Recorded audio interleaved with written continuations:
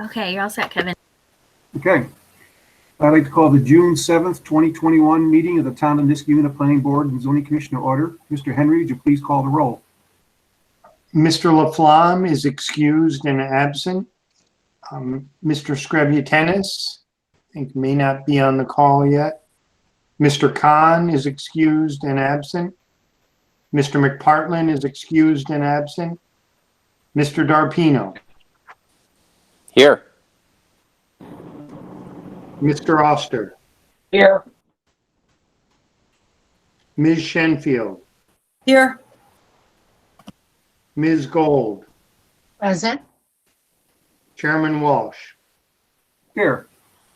Okay, we'll get started, and hopefully Mr. Screbutenis will hear back from him. He'll join in.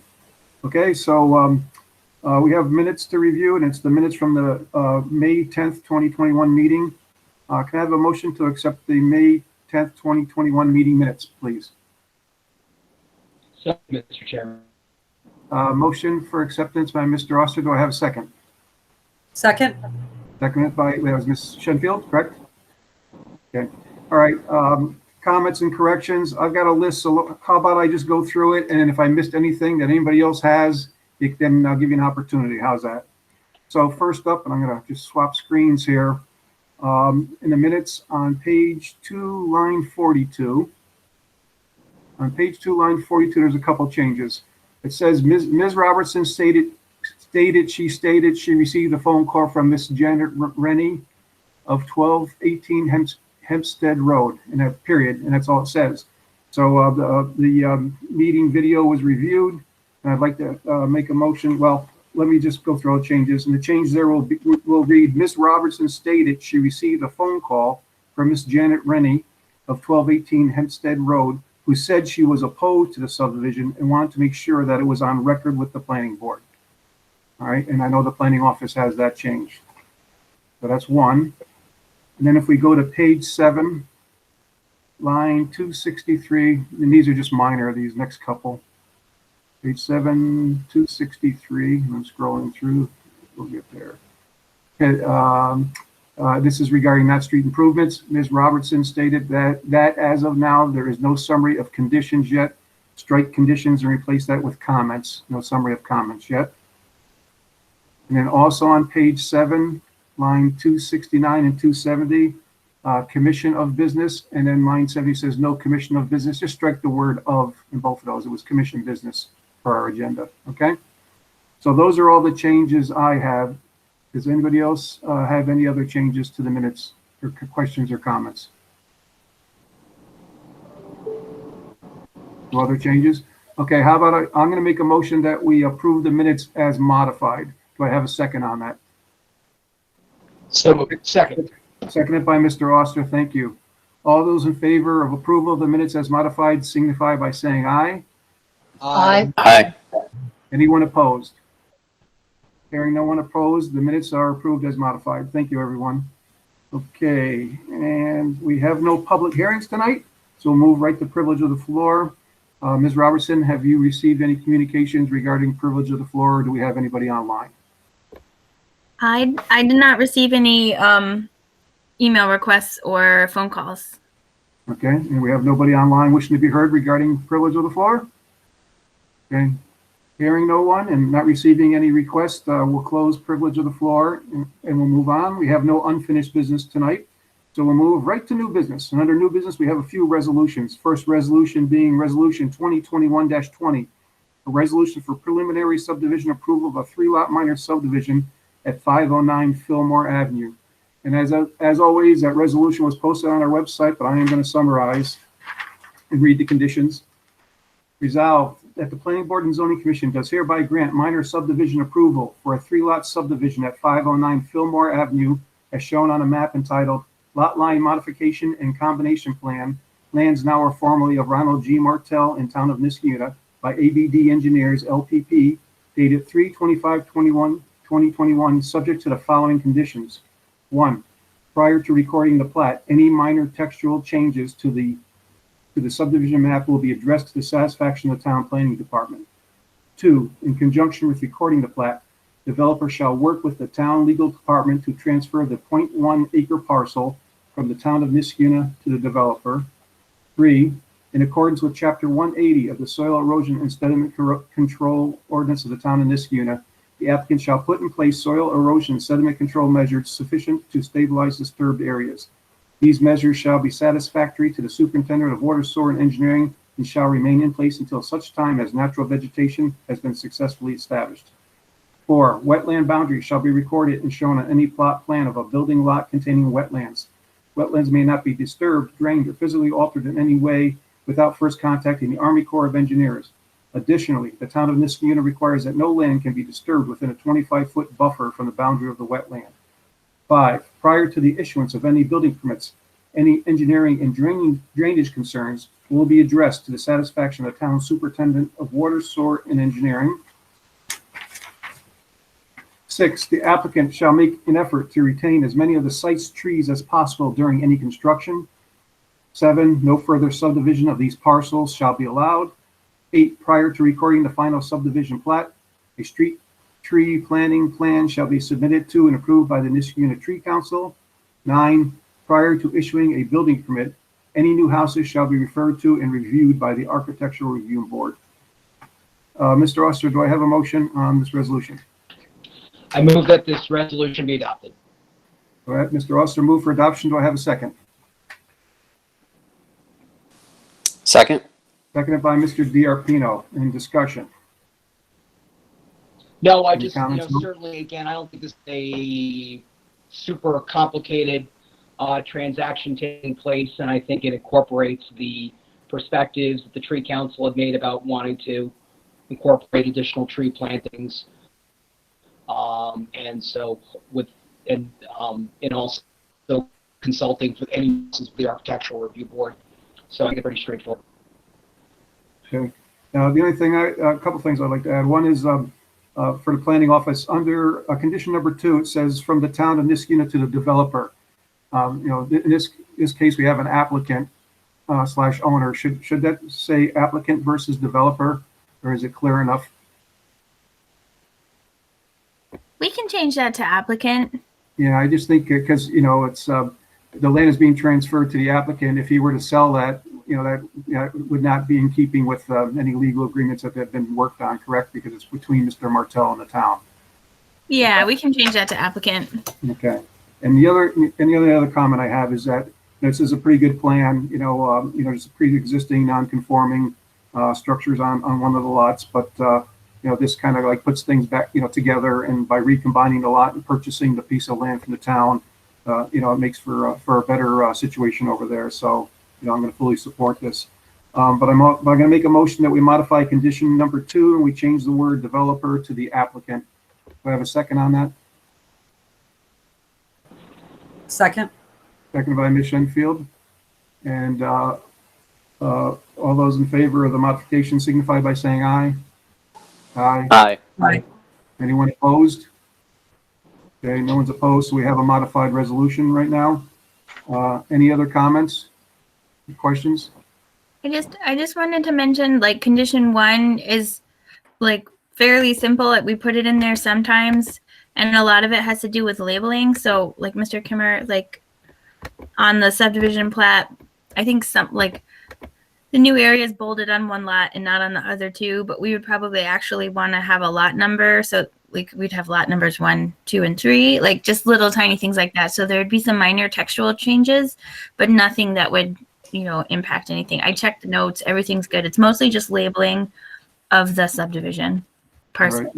A lot of the other conditions are standard conditions, and some of them would only need to be addressed if there's some construction that goes on. So, any other questions or comments? Do you have any questions, Mr. Kimmer? No, I'm sure, I can email Laura the final map before we send it over for stamping. Okay. Yeah, I can email you a couple comments, then you can email us the final one, and then we can say, yeah, go ahead. Yep. Okay. All right. So we have a modified resolution that's been moved and seconded. Any other discussion? Hey, Mr. Henry, would you please call the roll? Mr. Screbutennis? Not here yet.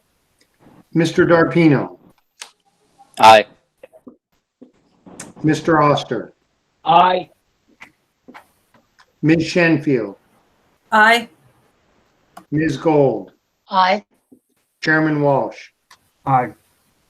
Okay, the resolution is approved. That is not, this subject, Fillmore Avenue is not under discussion, so we're all done with that for tonight, unless there's any questions from the applicant or his representative. Any questions? Nope, thank you. No, we're all set. Thank you then.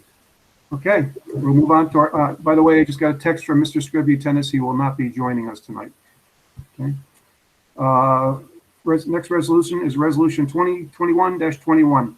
A resolution to make a recommendation to town board for approval of a special use permit for wireless telecommunication antenna at One Research Circle, that's GE Global Research. And again, I'll summarize the resolution, which was posted to our website. Further resolved that this Planning Board and Zoning Commission hereby recommends that the town board grant a special use permit for the placement of an unmanned public utility personal wireless service facility on an existing water tower at One Research Circle at the GE Global Research and Development Center, as shown in the 7-page drawing set entitled Rexford Mohawk regarding project number 2020-20-98-33-8, location code 60-2132 by Tectonic Engineering, consultants, geologists, and land surveyors. DPC most recently revised to Rev 1 and dated 4/27/21, subject to final site plan approval and with the following conditions. 1. Additional wireless antenna may be added to the water tower in the same manner as shown in the reference drawing set via a building permit only. Do I have a motion on that resolution? I'll move it. Was that Ms. Gold? I'm sorry. Yes. Okay, that was moved by Ms. Gold. Do I have a second? Second. Seconded by Mr. Oster? Yes. Okay. Okay, discussion. And I know we have the representative of the applicant, Mr. Brennan, online. Welcome, Mr. Brennan. Thank you. Good evening, everyone. I know the intent of condition 1 is basically not to have to come back to the planning board if somebody else wants to co-locate on the tower. Of course, that would require coordination with the Verizon or the representative and with General Electric, so that, you know, and make sure there's no, I guess, interference between whatever antenna are proposed to be mounted. But that's something that can be handled by whoever the requester is and the Verizon or Mr. Brennan and General Electric in the planning office. So it's just to prevent having to come back if there's another application for like a special use permit, is my understanding. And hopefully everybody's okay with that. It's just, actually, it's just meant to streamline the process, because we're going through the special use permit process in order to affect this request. Okay. Does anybody have any comments or questions regarding the resolution? I'll just note that the visual impact of this compared to the structure on which it's going to sit, be attached, whatever, and even the nearby array of solar panels, it's just negligible. Yep, good comment. And yes, and it's, you know, this is what we look for: existing structure, utilizing the existing structure without a new tower, and obviously it's a great location and will benefit the community, at least in the effective coverage zone. Any other comments regarding this resolution? Okay, hearing none, Mr. Henry, would you please call the roll? Mr. Darpino, Aye. Mr. Oster, Aye. Ms. Shenfield, Aye. Ms. Gold, Aye. Chairman Walsh. Aye. All right, the resolution is approved, and we'll pass this on to the town board. And we have no other further discussion on this tonight also, so that Mr. Brennan, just so you're aware. And Laura, tomorrow night, the town board has their agenda meeting, and I think they'll be at their meeting at the end of the month, they'll be calling for a public hearing. Is that what they'll be doing? That's correct. I would bring up this proposal at the agenda meeting tomorrow for a resolution to call for a public hearing at the end of the month. Then the public hearing would be held in July. Right. Okay, perfect. Okay. Wonderful. Thank you for all your help. Right, and once it gets through that process, after that public hearing, and if the town board issues a special use permit, to come back to this board for site plan approval. Understood. That's my understanding. Thank you. Okay, thank you very much. Okay, good evening. All right, and we have one more resolution. That's Resolution 2021-22. It's a resolution for site plan approval for a parking lot staging area at 428 Balltown Road, and that's the Target store. And again, I'll summarize. Resolved that the Planning Board and Zoning Commission finds the above referenced site plan meets the requirements of the zoning code and has a minimum negative effect on aesthetics and compatibility with the surrounding shopping center commercial zoning, and therefore approves this site plan contingent on the following. 1, the staging area is to be dismantled and the parking lot returned to its original state 6 months from the date of issuance of a building permit for interior store remodeling. Do I have a motion for approval of this resolution? So moved, Mr. Chairman. Okay, move for approval by Mr. Oster. Thank you. Do I have a second? Second. Okay, that was second. I heard a couple there, but I think it was, I heard Miss Gold. She was a little louder, I believe. So, second by Ms. Gold, is that correct? No, you heard Daisy, not me. No, I think Okay. it was between Oh, me and Daisy? David. Yeah. Yeah, it's always nice if you raise your hand because it's hard to sometimes to tell whose voice is whose, all right? So that was seconded by Ms. Shenfield. And how about discussion on this? I mean, I think obviously it's again was straightforward, although I thought there were a couple questions we just want to have answered. We talked about whether there were any police, check to see whether there's any police or fire issues, and then also just confirm that it was essentially identical or very, very similar to what they did last time. Yeah, I'll answer for Laura. I know that I saw an email that Stanford Heights Fire Department did respond, had no concerns as long as they don't block any fire hydrants. I believe it was sent to police, but I don't think there was a response, but there necessarily didn't need to be one. So I think the questions are that it's similar than what was done before.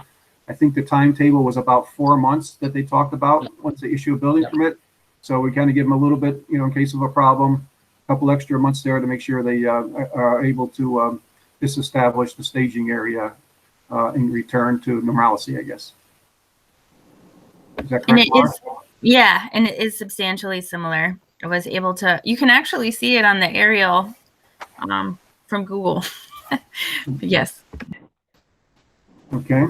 All right. Any other questions or comments on that resolution? I would hope they're done before the snow comes, because it does impede things. I'm sure they want to move right along. So once we get it approved, they're capable of getting their building permit to start moving forward, right? Mr. Henry, would you please call the roll? Mr. Darpino, Aye. Mr. Oster, Aye. Ms. Shenfield, Yes. Ms. Gold, Aye. Chairman Walsh. Aye. The resolution passes and the staging area is approved. And like I stated, just need to come in to get the building permit and you can move forward. Okay. Is there any other questions from the applicant? Because this, at least this subject for Target is not on the agenda later tonight. We'll be all set on this subject. Any other questions or comments? No, thank you for your time. No, thank you, Darlene. Appreciate it. Okay. That's it under new business for tonight. And we'll move on to our discussion items. First up under discussion is 2538 River Road, and that's Kelt's Farm Major Subdivision. That's Mr. D'Arpino. And I don't know, do we have Joel or Mr. Bezoin on the line tonight? I didn't see him. Okay, well, I'll turn it over to David. It doesn't look like Joel's with us tonight. Okay, so just a quick update from a previous meeting a couple weeks ago. Joel is responding to the TDE second comment letter, so there's some forthcoming updates that he will be issuing to answer some of the questions. They're finalizing the water and the sewer line layout with the planning department, and he's updating his basically his construction set of drawings to get his formal building application, and they will be scheduling a pre-construction meeting here shortly once those items are completed. Yep. Yeah. So, I just want to make it clear that the applicant is still the critical path to moving forward with the pre-construction meeting once all those items are taken care of, and then we'll, the town will support the best we can. Regarding the conditions that were of concern, I guess this would be a question for Laura. I don't know if the superintendent of highway or superintendent of water, sewer, and engineering have they come to agreement on who does what there yet? Is that still a work in progress? That's still a work in progress. If we do want to change the language of that resolution, we would actually bring it back to the planning board for an amendment to any changes to that resolution. And he was, we've made it clear to him that we're happy to have a meeting with him and figure out what the language is and make sure that everybody's in agreement, but we haven't found a mutual time that works for everybody yet. Okay. I mean, that's obviously just important. I don't know if we need to modify, if we come to agreement, I don't know if we need to modify any of the conditions. We just need to execute what's agreed to, and document that. But that's up to whether or not the applicant requests an updated resolution. But I'm sure we'll work with them and take care of it no matter what. So, is there anything else on this subject, Dave? The only other thing is Joel did send along an elevation and actual rendering picture of the spec house that he's going to be building for the first one. If Mr. Henry has that, it'd be worth sharing the screen, whether we do it now or maybe when we do the reports update for the Architectural Review Board. But it was very well done. Looks very appealing. Okay. And I haven't seen that. And so, maybe that's something that if you don't share it tonight, you can at least get an email out to all the planning board members so we can take a look at it and keep up to date with what's going on there. But that's good news that he's off the mark and working with the Architectural Review Board. All right. Anything else at this time? Any questions from anybody? Okay, work in progress, and we'll look forward to the applicant closing some of the open items. All right. Next, we have 1380 Van Antwerp Road, application for a 3-lot minor subdivision. Mr. McPartland is the project lead, but can't be with us tonight, but Mr. Lisi is online, I see. And I know that we've got some updated submittals, and I think, Laura, you're going to pull up the map, I guess you call it, the drawing of the site plan. I will mention, let's see, let me take a look at my notes here. Along with the updated layout, an updated drainage analysis was also submitted, and we received that today. And obviously well, I won't say obviously, but the analysis, shows that we'll be able to handle any increase in runoff that's generated from pre-existing or new conditions on the site, utilizing the 2 rain gardens that are proposed on the drawing. So we have the latest and greatest on the site, and we also have the analysis. So those items will need to get to the town designated engineer for review so we can keep this project moving forward. Have we settled on a town designated engineer, Laura?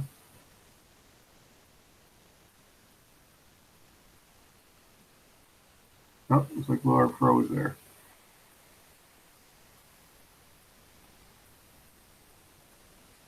Sorry, I muted myself when I shared my screen. We are getting 2 more quotes, which we're always happy to do if the developer doesn't like the first quote. And so I should have both of those in by Wednesday, and then I'll send them over to him and he can take a look and see what he wants to do there. Okay. All right, and you're pulling up the. Oh, yeah.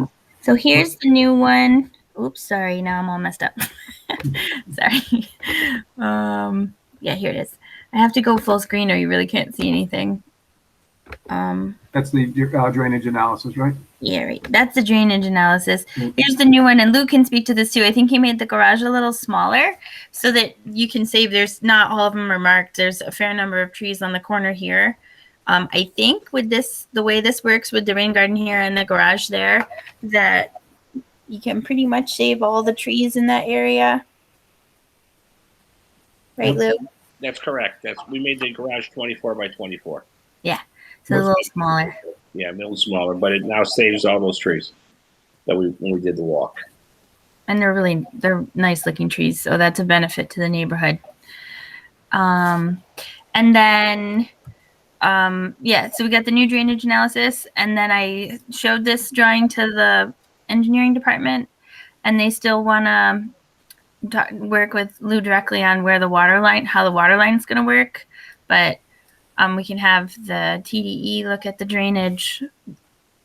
I mean, I don't speak for you guys. Like, I think this is a generally speaking good plan. We've worked Yeah. through a lot of the issues. Yeah. So I think the last thing is really the water lines, which he's got to work with the engineering department on. Right, I think the water lines, especially if we need to have anything reviewed by a TDE, we don't want to hold you up, Mr. Lisi. So I don't know if is that a meeting with the town, or is it a walk? I spoke to Matt Yetto about a week and a half ago about his proposal to extend the water line down Hilltop to increase the town's water pressure for that street, which I had agreed to do a year or so ago, probably more, before we started building those 3 homes.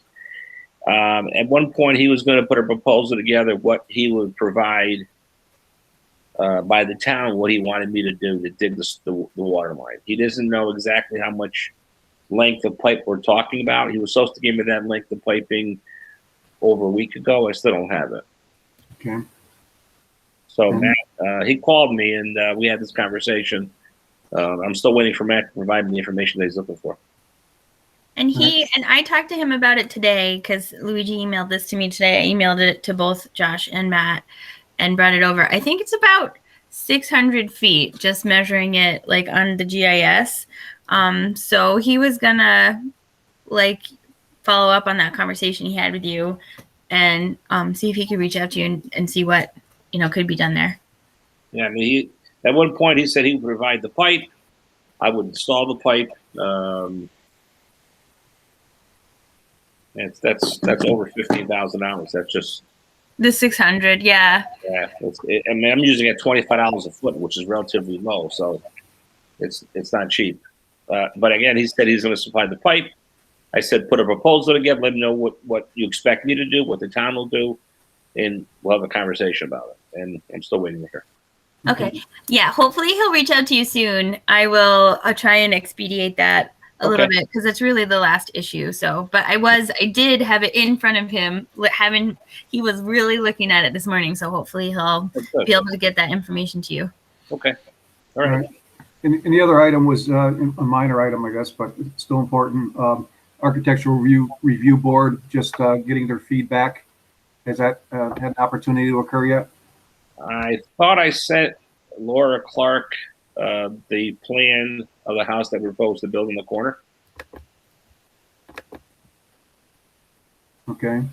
Which is similar to the homes that are there now, but we put more windows on the side of the building that would face the road. That would face from Wentworth. Clark or Laura, do you have that, Laura? I still have quite a few unread emails from being away, and I apologize for that, but I haven't seen it. I know that Lou and I definitely talked that he was adding more windows to the one facade, but I haven't seen it yet. Okay. I All right. don't believe I've seen it. So I'll resend it again tomorrow. That's fine. I can do it. So let's do this. I mean, we're in pretty good shape now that we have the updated drainage analysis and site layout, right? Wednesday, once you get the updated quotes or new quotes for town designated engineer and share those with Mr. Lisi, and we get some agreement that we can move that forward. And even if we are still working out the details of the water supply, we can always, send that over for a review once that's decided upon. We have 3 weeks between this meeting and our next meeting. I'm ready to propose that we have a tentative resolution for approval. And because we got 3 weeks to work on these items. If something comes up serious during the TDE review or can't get agreement on the water line, we can always table the resolution. But Mr. Lisi, do you want to get moving on this? Would you, are you okay with having a tentative resolution? Yes, absolutely. Okay. Yep. All right. Does anybody have any concerns with that on the board? Because I'll just propose that we have a tentative resolution with those items being closed, again, getting it to TDE, deciding on a TDE, getting some feedback from the TDE, and getting, even if we don't get to the architectural review board because they haven't met yet, well, at least, can always condition a resolution that we get a review there, okay? All right. let me ask, is anybody opposed to having a tentative resolution next meeting? Okay, I don't hear anyone opposed. So Mr. Lisi, we'll have, in the planning office, we'll have a tentative resolution for approval for the subdivision at the next meeting, which is 3 weeks from today. And we'll keep in touch about making sure we got all the information required and feedback from the town engineer. Okay. Okay, fair enough. Do you have any questions, Mr. Lisi, on this subject? Nope, I'm fine, thank you. Anybody else from the board have any questions on this subject or planning office? Okay, hearing none, then we'll close the discussion on 1380 Van Antwerp, and we'll stick with Mr. Lisi on 30 and Mr. DiRapino again on 2147 Eastern Parkway for the mixed-use development building. Turn it over to David. How's that? Okay, so included in this package is the plans that you've already seen before. It's the same site plan. That hasn't changed at all. And included are 2 elevations, front elevations, and the side elevation renderings. The Architectural Review Board took a look at this last week, and it was very favorably looked at as far as the general concept design. They liked the overall massing of the building, the porches, and the way that the floor plan is divided up. There were just a few comments on adjusting some roof lines and a couple other items just to make sure that the 2 elevations match, and then maybe giving a little bit more articulation to the center bay over the entrance, similar to what they did on the side elevation where that one was recessed. Maybe it's recessed a bit, or it protrudes out a little bit. But overall, it's a really good start. Okay, thank you, David. So where we're at here is then any of the comments that Mr. Lisi that you agree with from the Architectural Review Board, were you going to update the elevations there to incorporate any comments that you agreed with? Yes, We haven't formally supplied those to Mr. Lisi yet. We just had a brief meeting within the ARB, so we wanted to schedule another meeting with Mr. Lisi. So we'll do that. And I think the other open item, just was on the site plan, was to extend the sidewalk to the property lines. I don't know if that's been updated yet. I think the one that was included in the packet still shows the sidewalks ending. And then I think there was a comment that we were carrying regarding the covered parking. At least give us an example of what that would look like also. Or what I believe Joel Bianchi from MJ sent a new plan this morning, which shows the garages in the rear, and it shows the sidewalk across the front. Okay. It's new. The board hasn't, had the opportunity to take a look at that. Okay. So what's your timetable, Mr. Lisi, on this one? We need the special use permit. We're going to have a public hearing. If we get some, we probably got enough stuff for a public hearing already, based on the elevations that you already made. Yeah. Maybe updating the site plan to show the sidewalk. Well, there you go. It's already been updated. Yeah. So you got some things. Are you ready for a public hearing? Would you like to do that? Yeah, I'm ready. David, are you okay with that? Yeah, I think based on the initial couple meetings we've had and what the Architectural Review Board looked at last week, that's fine. I can take a look at some of these updated drawings, but if he's made a few of those updates, then that'll just make it even a cleaner submission. Right. Basically, we call for the public hearing. We listen what the public has to say. We won't be taking any action. And then based on the feedback from the public, then we'll be looking at a resolution, making a recommendation to the town board on the special use permit and send it their way. That's kind of where we're at. Then we'll get into the detailed, engineering and so on and so forth once, once and if the town board grants a special use permit, so it allows us to go forward. So, the only question I have for the planning office, our next meeting is going to be in person. Yes. And you're going to be okay with a public hearing, noticing it for 3 weeks and being prepared to do the public hearing. Yeah, we'll give it the best shot. We'll make it work. All right, great. Well, it'd be great to see everybody in public. All right. Is anybody opposed to having a public hearing on 24th 2147 Eastern Parkway at our next meeting, which is June 28th. Is anyone opposed to that? No, I think it's timely. Timely. Okay, I agree. It's a longer process than usual because of a special use permit. And there'll be a couple opportunities for the public to be heard at both the planning board and town board level. All right. Hearing no one opposed, then we'll have well, let's see, do we need to call for, we have that resolution calling for a public hearing, or do we have the public hearing, Laura? Town board is lead agency on seeker, so you can just verbally call for the public hearing, hold it, and then do your recommendation sometime in July. Good. Well, good. That'll save a few weeks off the schedule then. So we'll just have the public hearing at the next meeting, June 28th. All right. And well, Mr. Lisi, as usual, since you've been through several of these, we'll just have you or your engineer just give a brief overview for the public before we hear what they have to say, okay? On June 28th. That'll be fine. Thank you. Yep. Any other questions or comments from anyone regarding the subject? No? Okay. All right. We'll close 2147 Eastern Parkway and look forward to what the public has to say at our next meeting. All right. Thank you, everyone. And thank you, Mr. Lisi. Let's see. Next up is 3410 State Street. Site plan application for an addition. This is Upstate Gun and Ammo. And Mr. D'Arpino again. Thank you.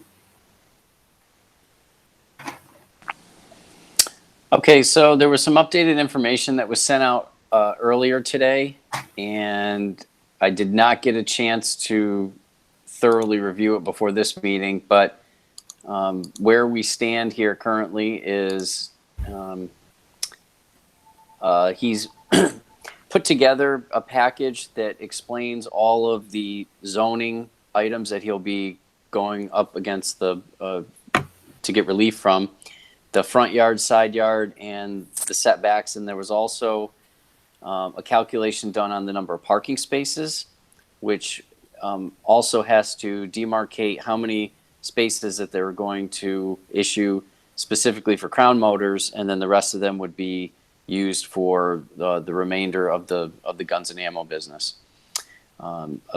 Basically what he's looking for is a total of 14 spaces is required. He's going to have 12 parking spaces.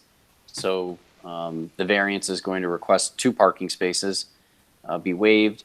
The side yard setback was 16 feet, and the total front yard setback is a cumulative of 46, just over 46 feet. So that's basically where it was. He did receive his denial letter, and he'll be going up against the ZBA probably, I believe, at the next meeting, correct? Well, we need, if we take action tonight, to make the recommendation to the Zoning Board of Appeals. The updated information, I think it was Mr. Henry noticed that it was the, let's see, which setback? It was the west side yard. It was there was a foot discrepancy that was clarified. So the real difference in the packet, that updated information that we received from the packet that was published online, is that there's a difference of 1 foot. See if I got that correct. No, excuse me. It's on the Albany Street side. Instead of being 36.3 feet setback, it's really 37.3 feet. And that's really the major difference in the 2 packets in that. And that's really the only difference. All right. Everything else is the same. And the other thing is that, the planning office just put together the denial letter that we typically do when we make our recommendation. And the why behind our recommendation, or any comments that we can provide the Zoning Board of Appeals. So we do have all the information, and it's only a difference of 1 foot to be, maximum conservatism. Obviously, we wouldn't want to grant or have the ZBA grant variances and then find out it's not correct and have to come back. But this should encompass the proposed building. So the question I guess I have for everyone is, we have a limited board tonight. We have 5 people. We need 4 votes, affirmative votes for any resolution or vote to pass. So we could move forward tonight and make the recommendation. If we don't move forward tonight and make the recommendation, I don't know if we'll be able to make the July meeting, Laura, right? If we act on the June 28th, will we be able to make the July agenda for the Zoning Board of Appeals? Yeah, so the applicant has to have his denial turned in around June 15th, but it can be modified and the planning board recommendation can come in all the way up to like a couple days before the July meeting, which is like mid-July. So you would definitely have at least probably 2 more meetings to make the recommendation if you wanted to. But if you're ready, there's no Well, reason to delay. Well, it's, But yeah. yeah, but I'm just concerned about, I don't know where everybody stands on this. It's quite an extensive, I would consider it an extensive area of variances from the front yard along Albany Street. So just to give the applicant the best opportunity, it'd be nice to have a full board, is all I'm thinking. But I'll defer to David's recommendation. David, you want to hold off to the 28th and make the recommendation to the ZBA? Or would you like to go forward tonight? I'm comfortable going forward tonight, and for a few reasons. I think that this is going to be a pretty heavy lift, just because of the amount of variances that are grouped together with this specific property. It is unique. I think it's going to get a fair amount of attention from the zoning board, and other buildings on this street have their front, and I'll call them the Albany Street and the State Street side. They're pretty deep buildings, and they were built, after this building or maybe around the same time. So I think it's an opportunity for him to go forward with it. If now, Laura, is it correct that we could change anything if we move forward tonight? Well, so what do you mean change the recommendation? Yeah, if the recommendation, say the next meeting, this is open, the open discussion, if another board member that's not present, if they had an opinion on something, is that something that we could modify at this point, or we're moving forward with this recommendation as is? Yeah, once you guys do the recommendation, it gets written up into a memo that gets sent to the zoning board, because you do vote on those 3 little questions. So it wouldn't be typical to add planning board comments after. Right, or to do a revote. I mean, that's why I was saying, if you want to wait for the full board, it does benefit to the applicant. I don't know where everybody stands. I'm not going to guess where everybody stands. But for instance, if we make the recommendation, should the zoning board of appeals grant the area variances? If it comes up with a vote, of 3, 4, and 2 against, it fails. We don't have enough people tonight. We have enough to do the vote, but we need 4 positive votes in order to give a positive recommendation. Or 4. If there's no consequence, practically speaking, in terms of getting it onto the zoning board meeting, I don't know why we just wouldn't wait for the next meeting. Yeah. Yeah. Well, the other good thing about that, Mr. Oster, as you state, is that we just received the updated stuff late today. It wasn't in the packet, and that would give everybody ample time to review all that also, and then we could just do our recommendation at the 28th meeting. Mr. Serafini would still need to submit his zoning board of appeals, was it application or package, stating, about the variances. No matter what we say, he can still start that, and we can just take action on the 28th. But I'm open either way. I'm ready to vote. But I'm okay going either way. Yeah, and I'm not locked in either way, one way or the other. It's just, I know, it just seems like if there's not a consequence, if there's other information that comes up, if there are things in the new submittals, I mean, it's just, there are other factors that could affect our decision ultimately. Any other thoughts from other members of the board on that? I mean, my thought is kind of the same, that it would almost make sense to wait in case something comes up, because even if we did the recommendation now, it's not going to get to the ZBA any sooner. No matter what, it's looking at the July meeting. So it doesn't seem like it would make as much sense to do it now, when we did get that packet right at the, was it 4 o'clock this afternoon, to, the secondary packet, to take a look at it. Okay. And Laura, when is the application from Mr. Serafini due for the Zoning Board of Appeals to be able to make the July agenda? It's in and around June 15th. when we know that the application is coming and it's coming through the planning board, they do have a little bit of leeway. But like between the 15th and the 20th probably would be the cutoff for the response. Okay. But like clerk finalized the denial today because we got the revised numbers. So we would be like emailing him the denial like tomorrow, and it would give him like a week to turn the paperwork around. Mr. Serafini or Representative, you understand that? You need to submit the ZBA package in order to make the agenda, Mr. Huffman? Yeah, I was just wanted to ask a question.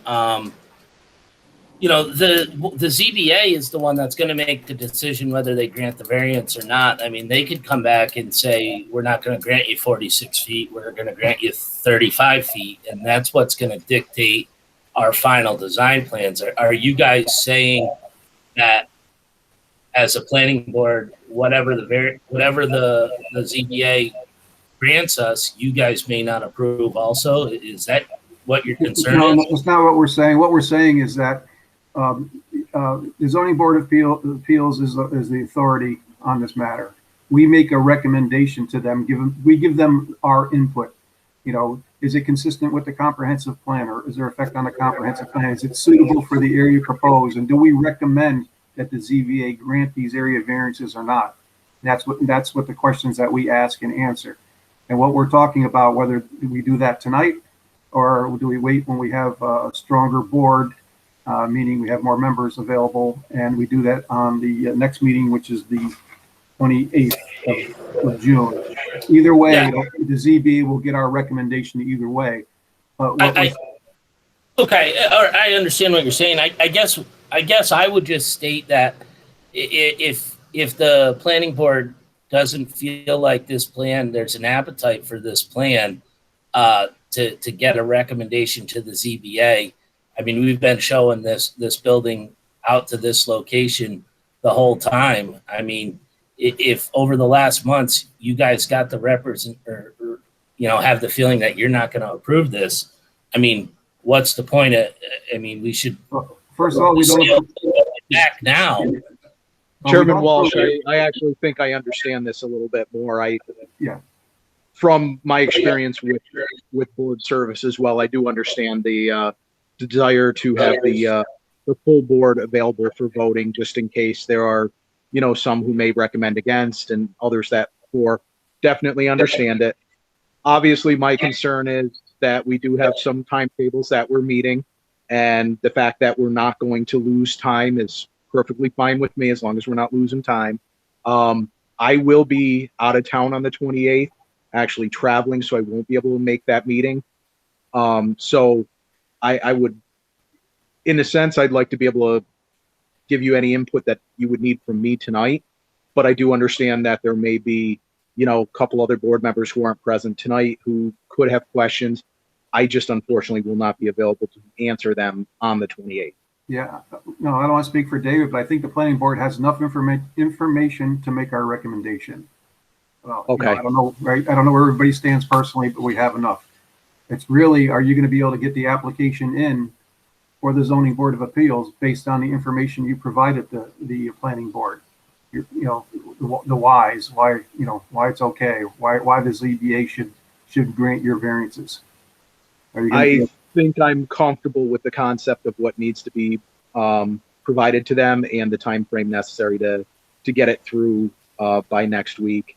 What I will do is I'll actually get in touch with Laura and/or Clark tomorrow and just get a copy of the paperwork, and I'll make sure that we talk it through, get everything filled out so that it's there and ready. And when the planning board does make that recommendation for or against, it will already be prepared for the zoning board. Right. Right. I mean, that seems to be reasonable. Yeah, I think that sounds good. We'll get the formal denial written up, and it's written up, but signed tomorrow and emailed to Craig, and then we can send him the application, and then Craig, you're welcome to call us with any questions on that. That's fine. Again, I understand the desire for putting it up at the 28th meeting. Obviously, if we run into a situation where, you don't have a full board again, I think at that point we've got to kind of, go forward with the best we can. But hopefully at that point the full board will be available, and we'll get a full input on it. Well, plus we'd have the opportunity to really take a look at the latest, information that just came in prior to this meeting that wasn't included in the packet, Yeah, and, I sent that 2 days after the last meeting.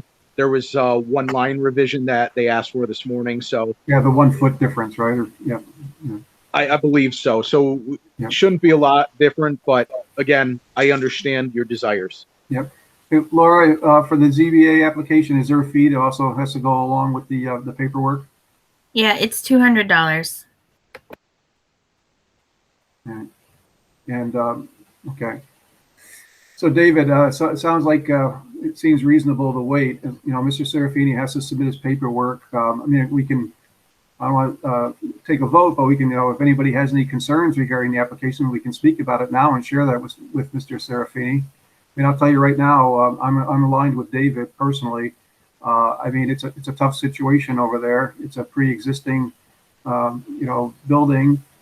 It fronts two front streets, and because of the car use, it's the 50 foot. It sets the distance on the 2 front streets.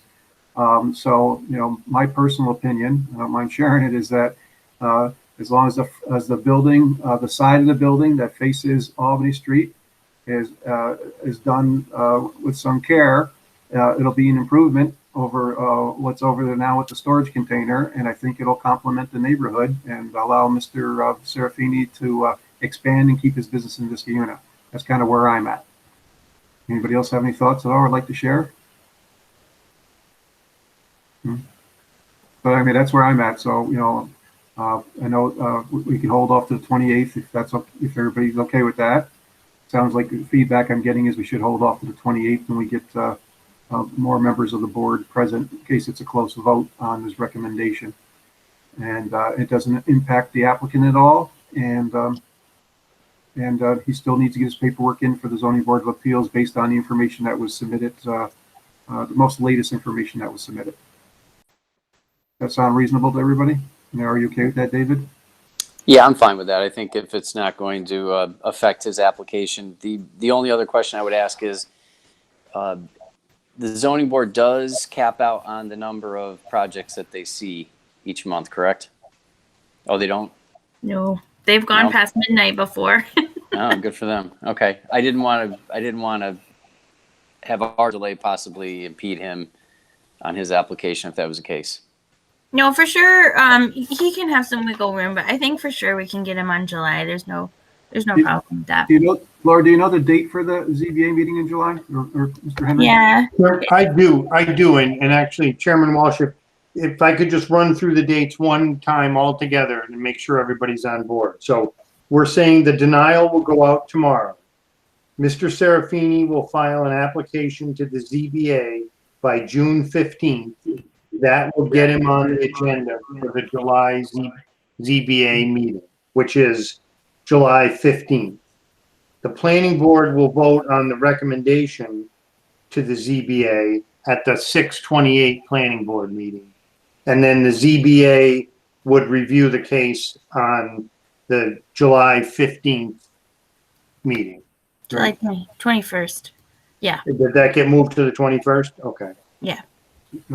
So I guess the important date for Mr. Huff and Mr. Serafini is get the application in on the 15th and try to make yourself available for the ZBA hearing, which is the 21st of July. If you do that, I think we'll be in good shape. Okay. In the meantime, again, because I will not be available for the 28th, are there any questions from the members of the board that are present that I could potentially answer this evening? I have none. No. Okay. Okay. So no questions. All right. Anything else on this matter at all? Sounds like we got a schedule, and you got some work cut out for you, Mr. Serafini, to do a good job of stating your case for the Zoning Board of Appeals. I'll get on it right away. Okay. All All right, and we'll pick this up again at our next meeting on 6/28. Anything else from the applicant or any board members? Nope, All right. thank you. Okay, thank you for your time, everyone. Thank you for the good discussion, planning board. And we'll close 3410 State Street for tonight. That'll bring us to 428 Balltown Road site plan application for parking lot pickup lanes. And this is the Target store, again, at 428. And let's see, we have a representative for Target on the line tonight. Oh, you're muted. Yes, sorry about that. Yep, my name is Veronica. Your volume, excuse me, your volume is very low. I don't know if you need to speak up or turn up your microphone. Is that better? Hey, a lot better. Okay. Hey guys, sorry about that again. I'm Veronica Prezioso. I work for Kimley Horn. We're acting as the agent for Target for their proposed expansion of the already implemented drive-up service at their site. They have 4 designated drive-up parking stalls already implemented on site, and they're proposing to implement 24 now, with an additional second beacon and 12 post and panel double-sided signs at the head of each stall. Yep, so as you can see, I think this has since been slightly updated. They've added an additional loading zone along the farthest end, but it's still a loss of a total of 2 stalls. So it goes from, I think it was 26 down to 24. And 4 of the stalls are existing cart corrals, which will be relocated based on coordination with the site owner.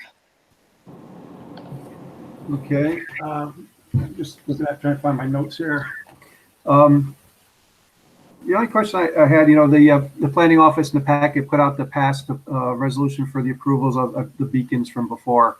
And the best I could tell from my quick look is that the beacons are the same as the previously approved one. Is that a correct statement? Yep, exactly the same beacon. We're just adding a second one. Okay. And then, and I apologize, I didn't get a chance to ride over it today, but I know that this is for discussion only tonight. The existing pickup spots, is there the same signage? Is there any signage for those now? And is it different than what's proposed? I don't believe that there's any signage there now, but I'm not 100% positive other than the beacon. That would be a good question to have answered though. Yeah, I just need to take a ride over and take a look. I just didn't get a chance to. Do you know Laura or Mr. Henry or anybody? Yeah, so I think that when we originally looked at it, it did have, like, I had that up on my screen for a second. They did propose the, I don't know what you call them, the drive-up stall signs. And I believe, and maybe you guys have a better memory than I do on this, that we said don't do those. You can have the beacon, and then they were allowed to install a handicap-sized parking sign there. I'm not sure that they did. They were allowed to do just a handicap sign, like half a foot by 6 inches or whatever sign that they're allowed to put on any parking stall that they want. But I don't think they did, because that's not like their branding, but they were allowed to do the beacon per the planning board, and then only a very small sign to designate the parking lanes. Gotcha. Yeah, so previously I was involved a little bit in the 2019 implementation.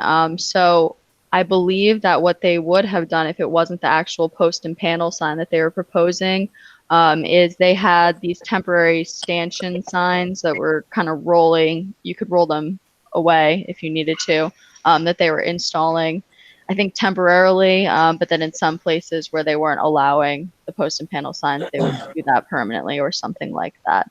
But I will follow up on as to what was actually implemented. So are you saying that moving forward, the post and panel signs would probably be the same? You probably wouldn't allow them, and we. Well, no, I don't know yet, because Okay. the first discussion we've had, Gotcha. with the board on this tonight. So I, personally, I'm still just, trying to think about it personally, but obviously there's, it's important to have the numbers, because when the employee, the customer and employee, need to say, hey, I'm in slot number whatever, right? somehow, Right. to be able to deliver the product out to the car. So I think, obviously the purpose for the signage is to identify. And, we always have trouble. I don't say we have trouble with signage. We always try to push back a little bit on signage at all times. And so the question is, can it be made smaller? Would be my first comment. Can it be downsized? Can it just have, numbers? Can it be simplified? We have the proposal that you're requesting, but we always ask for minimization. Just because of aesthetics, and visibility. If you got a lot of signs, then you block the view looking through, and whether you can see other cars or people, whatever. That would be my only question, for the board and for the applicant, is whether that is is that the request, and can it be minimized in any fashion? The beacons, we've already got the beacons over there. The addition doesn't seem to be a problem. I think we granted possibly a waiver or whatever to allow the beacon before because of height and size. And I'm okay with being consistent with the past approvals there. But I guess I would push back on the signage a little bit to see if we can downsize it all, simplify it. Understood. If I could just briefly, the original post and panel signage that was proposed back in 2019, and which was actually still proposed at the beginning of their expansion program. So a couple months ago, they just changed it. Literally last month, they downsized pretty significantly. It was like a almost 9 square foot sign. Now it's like, yeah, six or so, maybe 6. Yeah. Laura, could you pull up the sign that we're talking about and show that, and we can talk about it?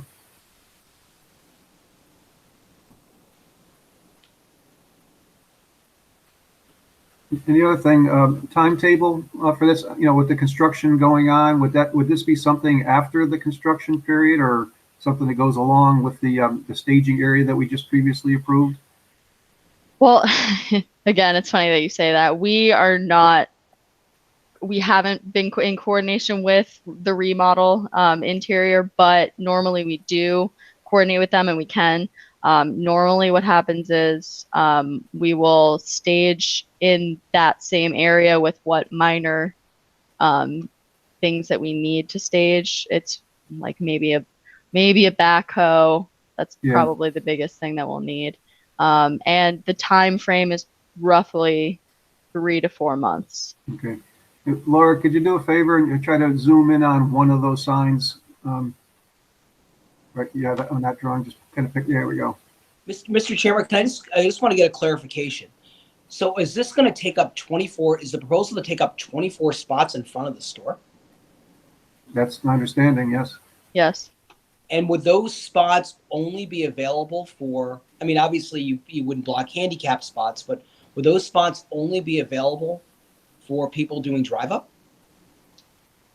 Yes, unless there's no one in the spot. So yeah, it's limited to the drive up customers when necessary. Yeah. So for pickup orders, there's really only a certain number of spots that you can park in order to, insert it in the app and tell the employees where you are. Yeah. And so that's why we restrict it mostly to the drive-up customers. It just seems like a lot of spots that are being taken up for this. Yeah, and it is, but it's due to the massive increase in demand throughout the country that they've noticed, a lot of which is due to COVID.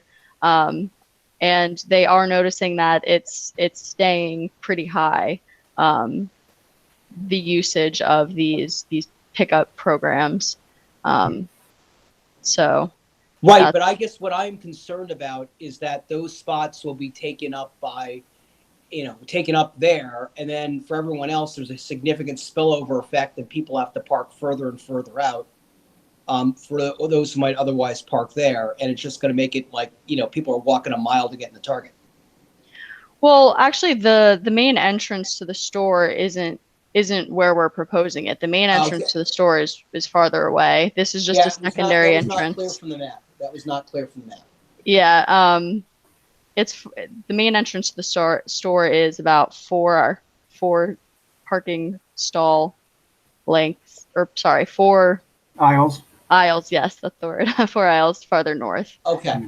No, again, and that's why I was looking at one of the drawings you have here, not the one that's up now, where it lays out the 24 spots, and it was hard to tell where the front of the store is, or the words were so small I couldn't read where the front of the store is. Right. Yeah. This is just a zoomed in picture of our site plan from our concept design plan, which once it's finalized, I will send to everyone, distribute to the planning board so that you can see the the small words on the plan. But yes, it is located about 4 aisles south of where the main entrance is. So it's kind of near the Party City, almost kind of near sort of where the staging area would be.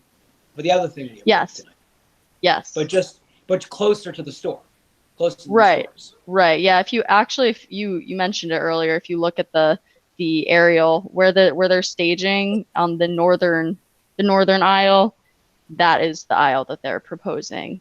And so the southern, but where the cars are parked in the southern area, is that where the Party City is? Where the cars are parked in. Oh, the southern drive aisle of the remodel. When you look south of what the drawing we were just looking at before, there's a bunch of cars parked there. Is that just so I can get a perspective of where this is going to be? So no, actually, Party City's not. So the Party City's the bottom 2 drive aisles. So we're 1, 2, 3, 4, 5 drive aisles north of that, and what is that? Madison Boulevard? Yeah, I don't know. Okay. Those are good comments, Mr. Oster. We just want to make sure. Is this all shared parking, or does Target own the parking field associated with the store there? Maybe Laura might know that answer. Some of them own their own square footage over there. That might be shared parking. Yeah, I'm bringing up the map. This is owned by Target. Owned by Target? I'm bringing up here. Along with Mr. Oster's questioning there, in other words, does it impact Party City, or is it, completely separate from Party City? No. Target owns most of the parking. Party City has a very limited shared parking. Here, I'll show you. Hold on. I just didn't want to navigate on my screen. Well, while you're pulling that up, I'm going to ask Veronica a question also. The process. So if I buy something and it's going to be picked up, when I get on the app, do I go over and I say spot number 11 is open, I pull in 11, and then I notify you that I'm in number 11? Is that how it works? Yes, you indicate which parking spot you pulled into, and then the employee brings out your stuff to that parking spot. That goes along with Mr. Oster's question, because if I decide to park there, even though I didn't utilize that service because there's nowhere to park, the next person that comes along, they're not already dedicated to that spot. They can just park anywhere and let the store know which one they're in. Right? Exactly. Yeah. So if someone did park there, it would negatively impact, I guess, the users in the sense that there's less designated spaces. But if there are other available drive up spaces, they could just pull in and designate that as the space that they pulled into. So. Yeah. So Target owns the blue. So you can see they actually own a decent amount of the parking. But the entrance to Target's right here. And I believe that this little crosswalk is the one that shows in their drawing. Correct. Then you have a couple more stalls down, and then this is where the entrance to Party City is right here. And they just are legally, I think they have half of this and then all of those. Okay. All right. So I'm sorry, this would go 1 lane north of where the Party City is. Not 1 lane, but 1 grid of lane. Yeah. No, go 3 aisles north of that, where that little crosswalk is. Yep, where Laura's pointing. We'll see if it's right in the center of Target. Excellent. So, that actually was my concern originally, that it was going to be right in front of Target. No, the front of Target's right here. It's up here. Yeah, it's the center of the Target parking lot. Without looking from the side, it's kind of hard to gauge it. I mean, looking on top of it, unless I have a ground level view. So the circle Yeah, you street have view. right now is where the entrance is.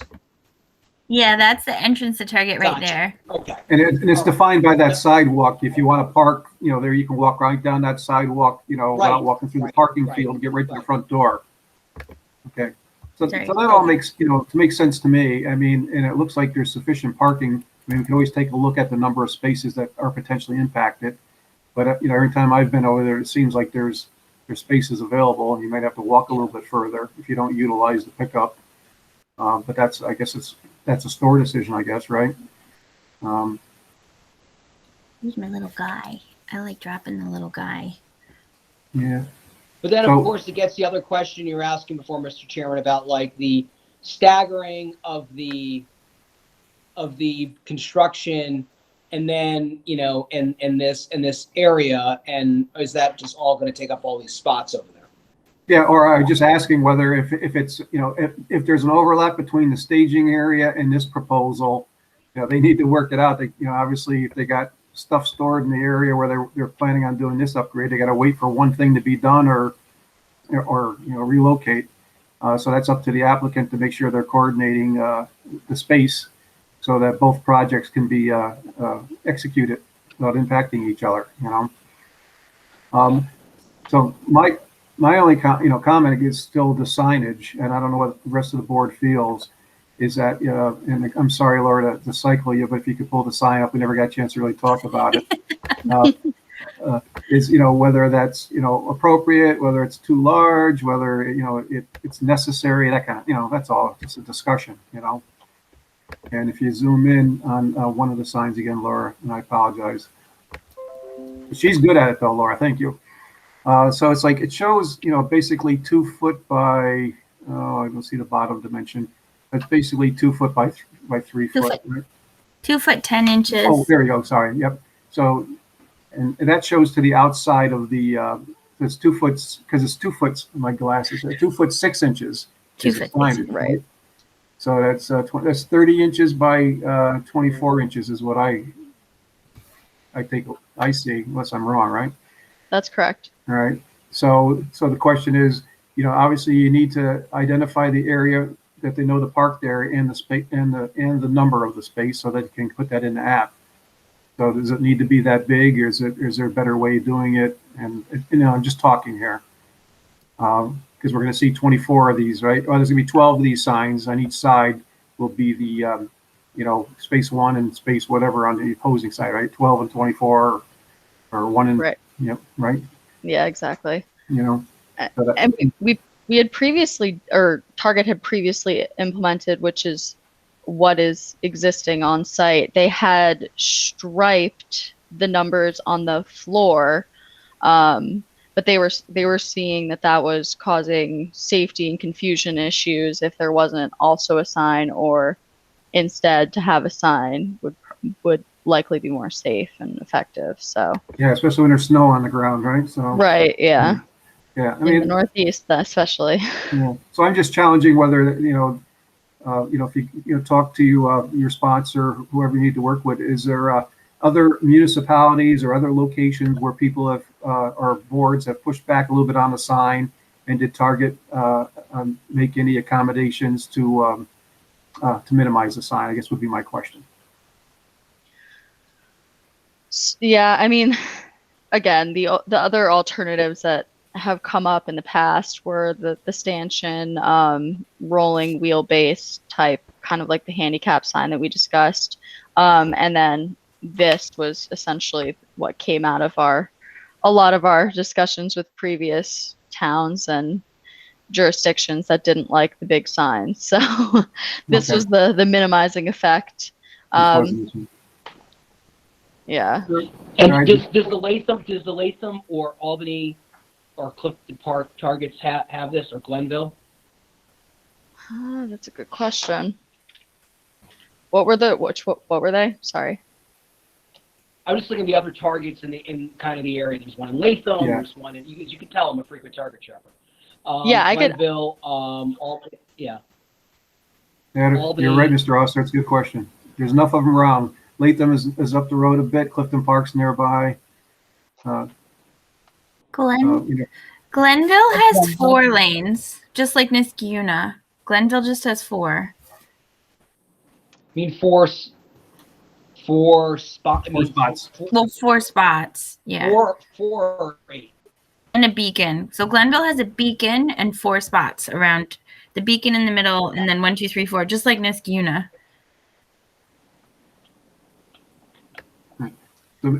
I have examples of 2 relatively nearby. They're not the closest, but the one in Saratoga Springs on Route 50 has the new version implemented, not with the striping on the floor and with the signage, as well as the one in Rensselaer, 625 3rd Avenue extension.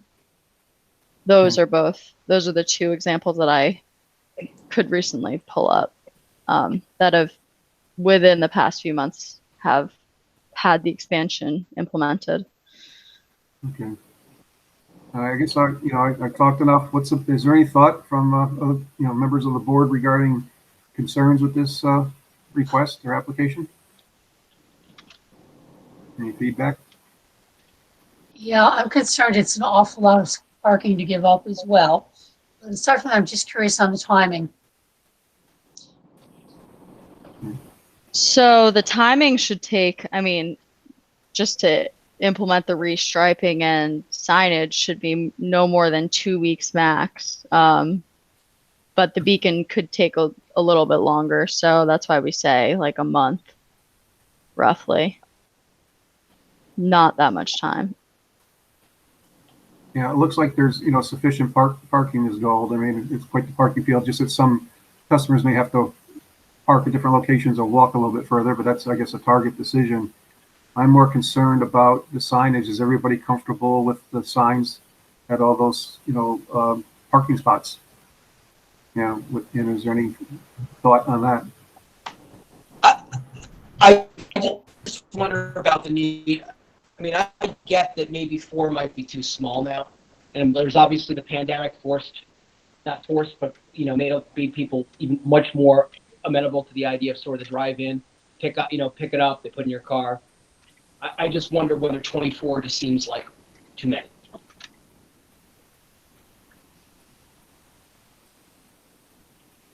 You okay with the signage? If it was 12? Yeah, I think you have to have the number be visible enough to the point where it's going to be noticeable. So you want people to be able to see it. So they said it was 2 feet off the ground. It is, no, it's 4 feet to the bottom of the sign. 4 feet to the bottom of the sign. And then 2 feet above that is the sign. It's a 6-foot high sign that's going to have a concrete base to it that's going to be flush with the asphalt. These will be pretty substantial signs that will be placed in a row, at least for what's currently in that area. I mean, I almost even wonder if you could do, half of them, but putting one in like the corner of 4 spaces to designate, 1, 2, 3, 4, and then to be able to cut down the amount of them even more. Yeah. I don't see how that would work with 4 because, I mean,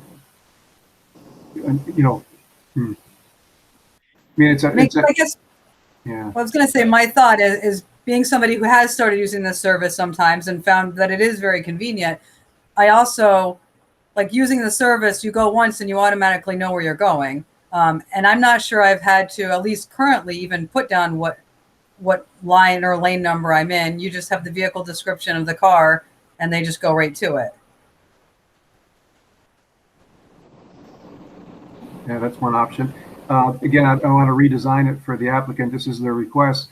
But, one other way of doing it is just having a number for each spot and then having one sign that says, this is the pickup, designated area. Yeah, that'd be another way. But, again, this is the request that we have that we're, unless it changes, this is what we need to act on. How about a phasing approach where, Veronica, where you did only, half the spots say you added the other beacon, but you only did 12 spots, and then based on demand added.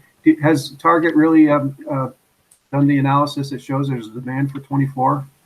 Just following up on my other board members' suggestion, that seems like an awful lot. They've done the analysis for the 24 drive-up stalls. I can find out if they would be willing to do the phasing for 12 at a time. Although, yeah, I don't know exactly what Target's going to be willing to do. Yeah, the only reason I say, because then if 12 meets the needs, then it's a win-win, right? Right. You still got the parking spaces, you got minimum amount of signage, and it serves the purpose. And then if it doesn't meet the needs, well, obviously there's costs associated with coming back to do rework and expand it. That's just one way to approach it. I mean, it doesn't hurt to at least ask, I guess, right? So I guess my question with that would be, if we were to phase it and do just 12 spaces, would the post and panel signs then be okay? That's what I'm thinking. That's what I'm okay. thinking, but it's a board decision. Okay, But that's what I'm thinking. Yeah. I see.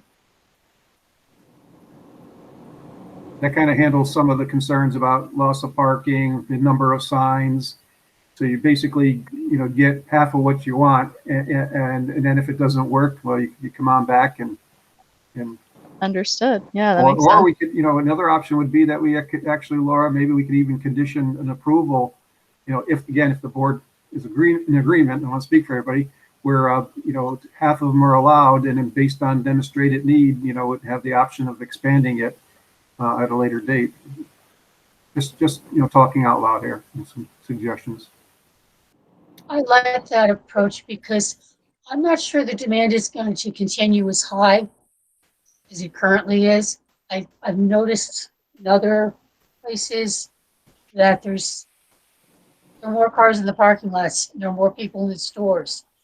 So I don't know if the current trend is going to keep constant. I think it's unlikely it's going to go up. I think there's a good chance it's going to go down. And I also would like less signage just because it's visual clutter if it's, the same thing over and over again with only the slot number changing.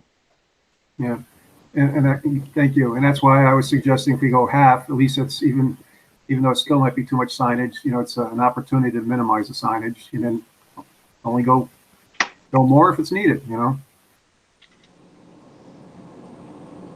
How about, this is the first time we've heard this. How about you talk to whoever you need to at Target, summarize our discussion tonight, concerned about, taking so many spots and so much signage, and the suggestion of possibly doing half of it now, and then if the need is demonstrated, doing, the other 12 slots later, or 6 additional, whatever, at a point in time.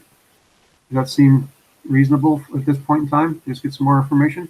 Yeah, that works for me. How about other board members? Any thoughts?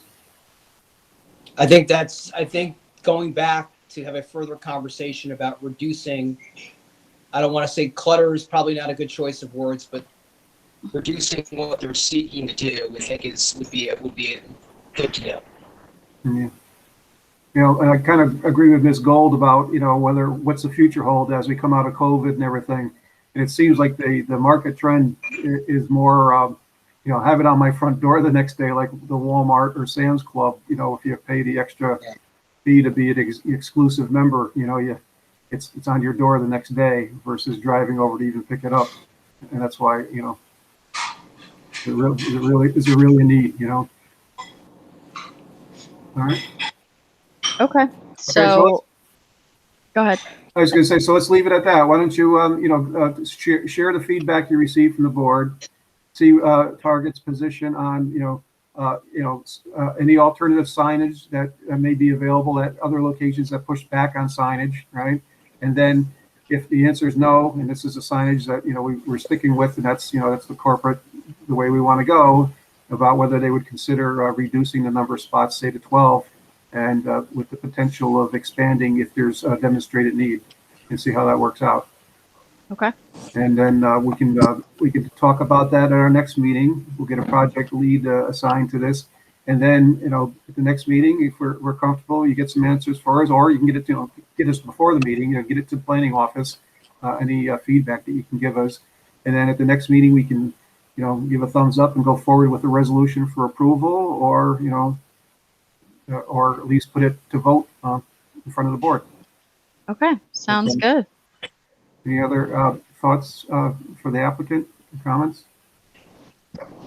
No? All right, Veronica, we'll get there. Thank you, guys. All Have a right. good night. All right, thank you.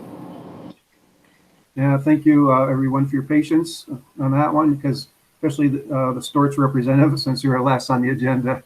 And this is 566 Balltown Road site plan for the propane exchange tanks. And we have a representative, Mr. Ambrosiano, is that correct? No, Chuck Marshall. Mr. Marshall? Hi, Mr. Marshall, how are you? I'm well, how are you? Good, thanks for hanging in there with us tonight. I'm not gonna lie, I just signed on at 8, so Oh, you can lie. You would have worked out all right.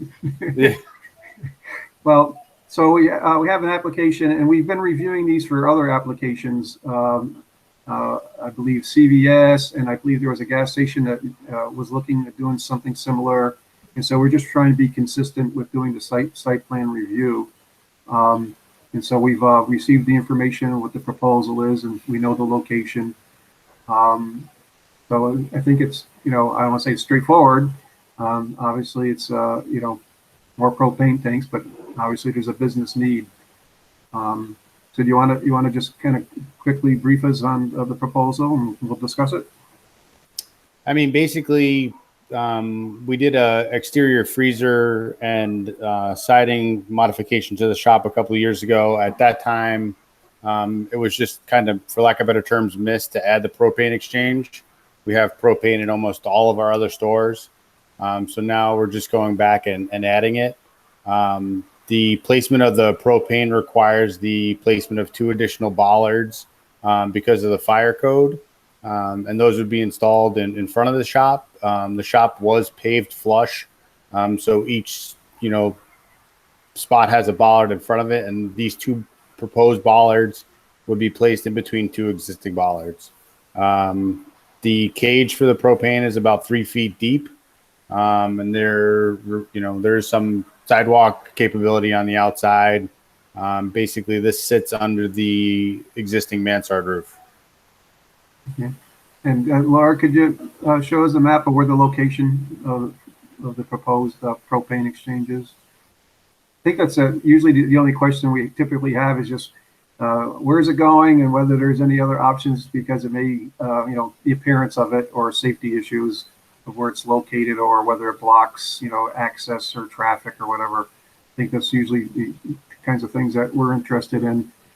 And it looks like this, yeah, okay, so it's over on the side there, right?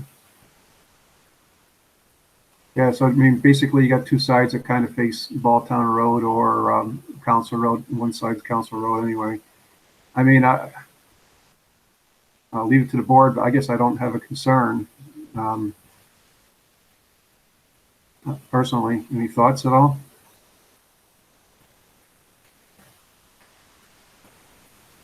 No? I think the fact that it's kind of off to this, kind of more off to the side, almost kind of on the, is like kind of consistent what we've done when we've been asked to approve them. I know in some cases some have already gone forward, but I think we tried to establish with the CVS to kind of have it not being a little more of a peripheral location. Yeah, and this is a unique situation where the building is kind of turned facing a couple of roads, right? So it's either there, the front, or the Council Road side. But so to me, it seems a reasonable location. Would the intent for an employee be to come out the front door or the side door in order to refill the tanks if somebody orders a propane tank? Yeah, the front door only. The side door is really only used for deliveries. And this is just an exchange. There's no filling, right? Yeah, there's no we don't have like a large tank that feeds subsequent tanks. It's just you swap the tanks out. Yep. No? Okay. I mean, it seems reasonable. There's no concerns. I would just, I would suggest that we just have a resolution modifying the site plan to allow them to go forward to get a building permit. Obviously, you'd follow any applicable codes in the installation of it. And as you mentioned, bollards and whatever any other safety precautions that are required through the building code process. Seems to be straightforward. Did you take a look at possibly moving it to the opposite side of the building at the last parking space near the property line?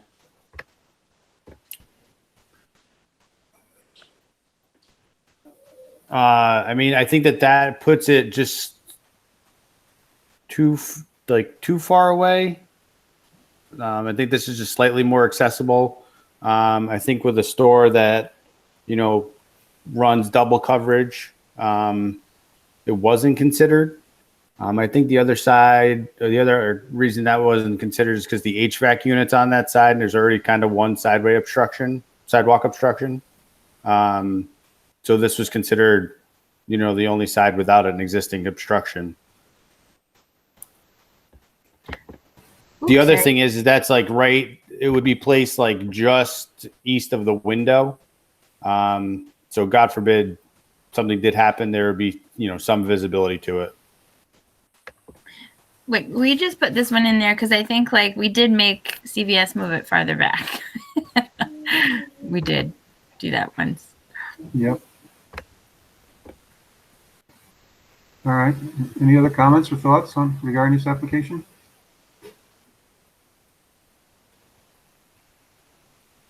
Okay. I mean, we can, it's a good comment, David. I'm okay personally. I mean, if we just want to call for a resolution for next meeting, we can do that. Is anybody opposed to having a resolution next meeting? No? Okay. All right. No, it's a tough site. I mean, it's a unique configuration. So it's, you just want to raise a question. Did you look at every possible place that you could put it? And we always encourage the business owners to try to tuck them as far back on the site without being inconvenient.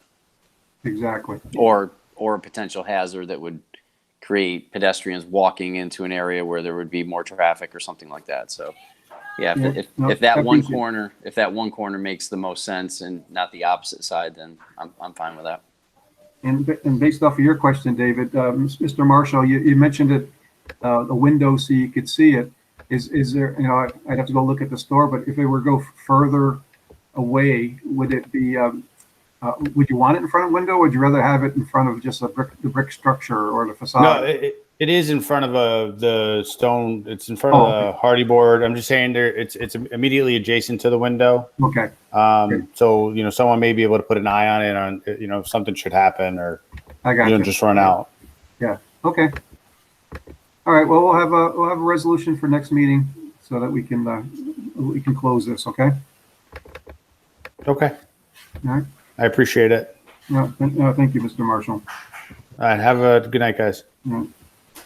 And while we're on the subject, but not related to Stewart's, but one of the things that I was talking planning office about is if we receive applications for these propane, do they all need to go to the planning board? Because I can't remember, Mr. Henry, there was the gas station on Union Street that we're talking about. Did they ever follow through with the application? Did we ever? No, I believe they just dropped it.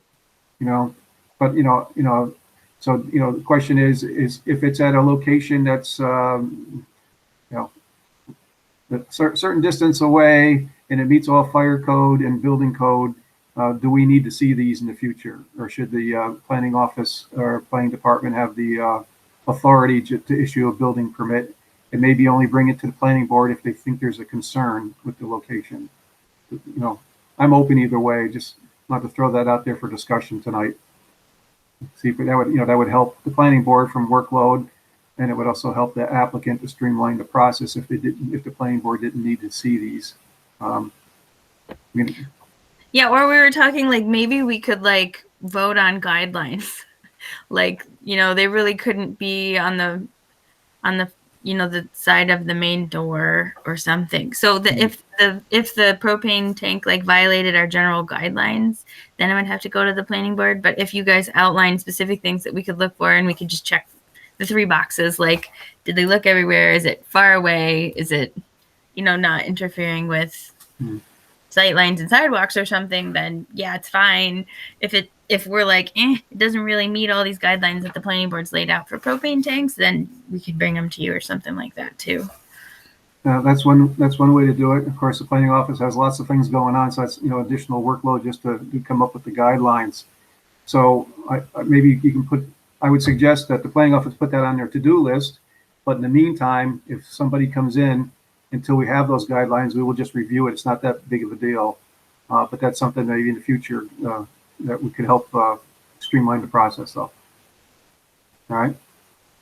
And in the meantime, if somebody comes in, we'll just review it. So we have I have some concerns about streamlining it that way, because it really does modify the site plan. Yeah, and one of my concerns always is that wherever it's located, be visible enough that it discourages people from trying to tamper with it. So like the one we just discussed, I like that it's visible from the road, and when the police go by, they can keep an eye out and all that stuff. Yeah, and hopefully it's locked, you know, when it's. Yeah, but that doesn't necessarily prevent people from trying to tamper with it by, using sticks or whatever to play with nozzles and whatnot. So I think visibility can be a real help in that case. All right. In the meantime, since we don't, you know, have any proposed guidelines and the planning office doesn't have the opportunity to work on that right now, we'll just take a look at any applications. Don't expect that many of them, except for maybe the gas station on Union Street that was talking about it several months ago. Is the only thing that may be outstanding right now. Anyway, okay? Sound reasonable? All right. All right, so I'll close the discussion items for tonight. Thank you, everybody, and we'll move to reports. A couple things. First being the Historic Preservation Town Code. I can either turn this over to Laura or Mr. DiArpino. Either one. We'll start with that. I can give a quick update. So I worked with Dennis on doing a first pass at the draft, which is the language that's in the one that was in the packet today. After we had reviewed it again, I had made the suggestion that Ms. Gold take a look at it. She has a knack for editing and a lot of the definitions and language. I believe that Leslie did take a look at that. That was an email earlier, correct? Yep. To that effect? Yeah, and I have not had a chance to review it. And Leslie, you can summarize your email there. Yeah, well, the first thing and most important is I'm not finished. I've just had too many demands on my time. Plus, with the heat, I just get so knocked out. One of the concerns was specifically about definitions. So I looked up to see if they conflicted with anything. I didn't find a conflict, but I thought for background, when the board looks at this, that the definition that already exists for historic structure should be kept in mind, because the new code proposes architectural significance. And I think the historic structure in some ways covers it, in some ways it's a little different. There's one part, let me give it to you, I've got the document up in front of me, deals with demolition, and it makes an exemption if, in the opinion of the building department, the structure poses an imminent danger to health and safety.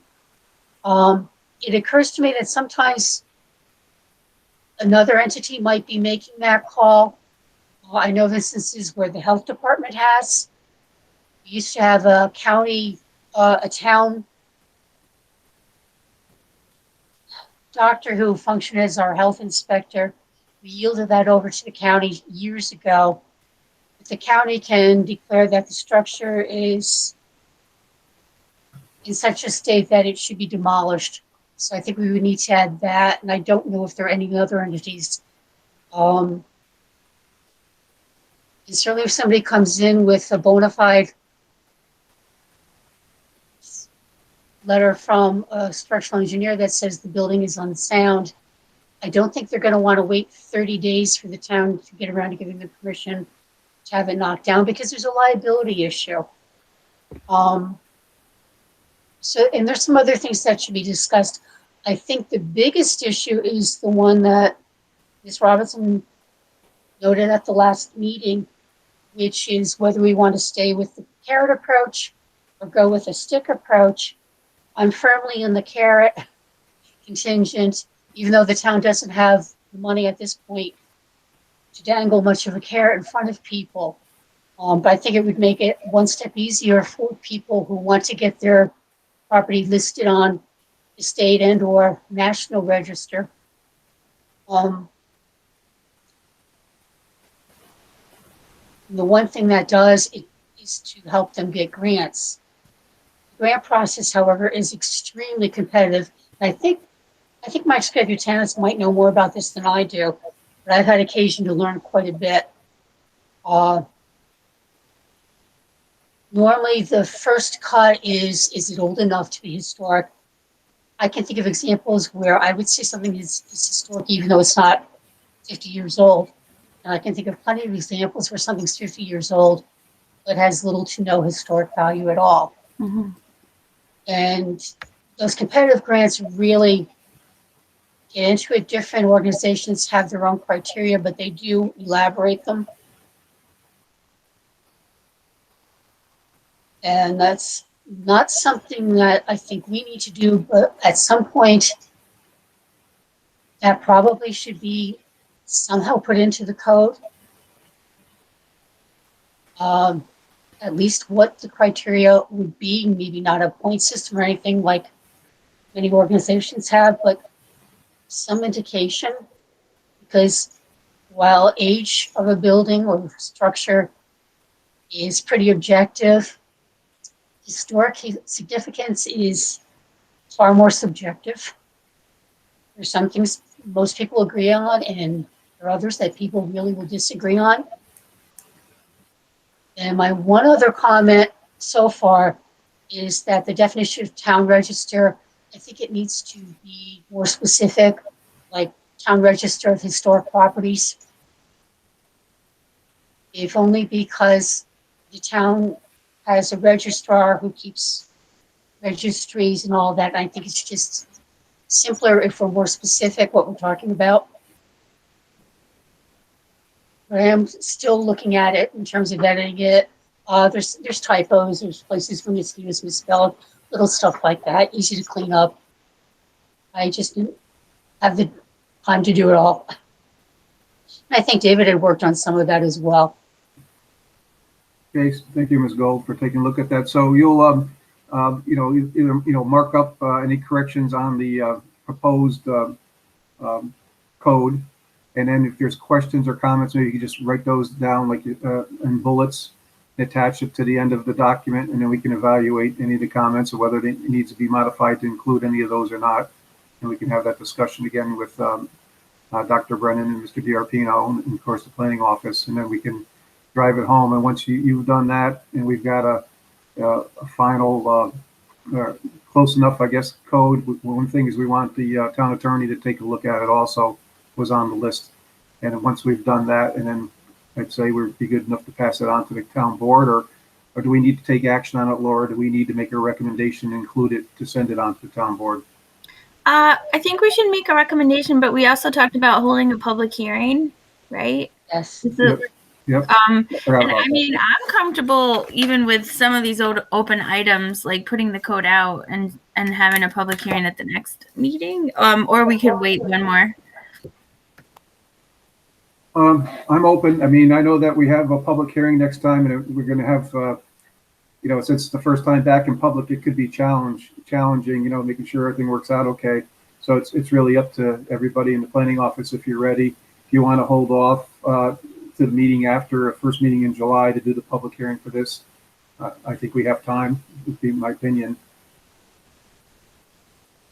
I agree. I think we should, this is something new that we're working on. The better we can make it over the next month, I think is fine. And then have a public hearing when we're back meeting in person. I think Ms. Gold's comments are going to be very good to update this document.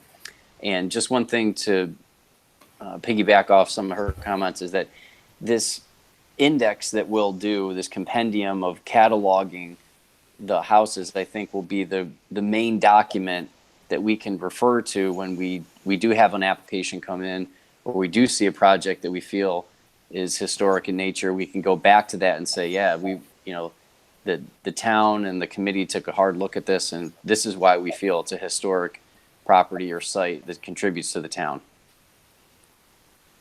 Excellent. Okay. All right, Leslie, thank you. We'll call it a work in progress, and we'll look forward to giving you, your thoughts, and then we'll give it another round. How's that? Sounds good. All right, thank you. Do you have anything, Laura, on that? No, that sounds good to me. We can, and then like when we get that other revision, like you said, we can send it to the legal department too, and then have it ready. All right. Okay, good. Well, we'll pick up again at our next meeting then, 3 weeks from now. All right, COVID-19 update. Yeah, I basically wrote what the update is on the agenda there. Is that I do expect that our next meeting is in person. I think that the governor's restriction on virtual meetings may have expired. I'm not 100% sure on that, but at least the supervisor's direction was after June 16th to try and have all the meetings be in person as much as we can. So if you need any specific accommodations for in-person meetings, just let me know. The town hall right now is following CDTC guidelines in that if you're vaccinated, you don't have to wear a mask. If you are not vaccinated, you're asked to continue to wear the mask. And there's still a certification that you sign in when you get to town hall. So my guess is for that meeting, I'll send you more guidance, but probably come early so that you can get all checked in, get all sat, get all used to whatever we're doing. And I'll send you some more guidelines. Thankfully, it's 3 weeks away, so we can get some of those guidelines in place based on what the town board does. But I would say just have an expectation to come a little early. Be prepared to, follow the CDC guidelines on mask wearing, and be prepared to do an attestation form when you get there. Right. And I've got a little bit of information. Town hall is set up so one side of the room is for people who are vaccinated and they don't need to wear the mask, and then the other side is set up with the 6 feet apart rule for people who are not vaccinated and anybody else who wants to sit there. And the attestation is there's 2 little electronic devices. You can sign in on either. It doesn't take that long, but if there's a group of people, there'll be a holdup. Laura, thanks, Leslie. What about applicants? Are we going to get that guy, anything out to any applicants that maybe attended that meeting ahead of time so they know to show up? Yeah, okay. Amira can put some guidance together. The other thing that's possible is that you can reach that attestation phone on your cell phone. So I might be able to email you guys the attestation form, prior to the meeting, and then you can fill it out, within half an hour of the meeting starting on your phone. Then all you have to do is take your temperature when you come in, which might help with people moving forward. It is only 4 questions, but you do have to type your name in. It does take a little while. So, yeah, I'll get that guidance out to you. And then that guidance can also be shared with any of the applicants that are coming. Laura, is this going to be hybrid opportunities at all for anyone in the public who wants to observe it? Yeah, yes, I actually specifically asked for hybrid tomorrow at the town board meeting, but I don't think we have one unless I'm missing something. But I do really want to keep that hybrid opportunity open. And the other thing that we discussed at the Economic Development Committee was packets.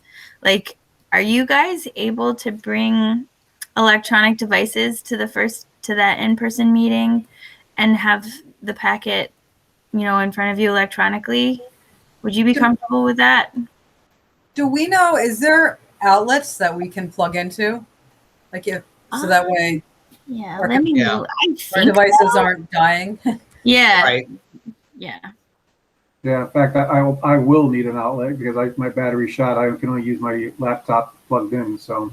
Yeah, and I usually get about an hour and a half, and then it'll Right. start fizzing out. So Yeah, but that's most people's devices, I would think. Yeah.